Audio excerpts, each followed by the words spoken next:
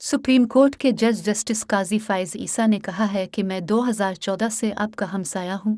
कभी पैदल जाता हूँ, गर्मियों में ज़्यादा मुश्किल होती है, हमेशा सोचा अंदर किया होता है। अपने पहली दफ़ा हमें याद किया तो हम हाजिर हूँ, इसलिए नहीं कि मैं कोई सियासी तकरीर करना चाहता हूँ, इसलिए कि मैं अपनी और अपने इदारे की तरफ से ये कहना चाहता हूँ कि हम इस किताब के साथ खड़े हैं। आइन पाकिस्तान की गोल्डन जुबली तकरीब में इजहार ख्याल करते हुए जस्टिस काजी फाइज ईसा ने कहा कि अल्लाह के साए के बाद इस किताब का साया हमारे सर पर है। ये किताब हमारी पहचान है, ये किताब पाकिस्तान की पहचान है। इस किताब को इस वक्त के मुंतखब क़यादत ने बाहमी इत्तेफाक से वोट किया, कोई निगेटिव वोट नहीं था। जस्टिस काजी फाइज ईसा ने कहा कि इसकी अहमियत को हमें पहुँचाना चाहिए और उस पर अमल करना चाहिए। अब सब लोग सियासी तालिबे इल्म हैं।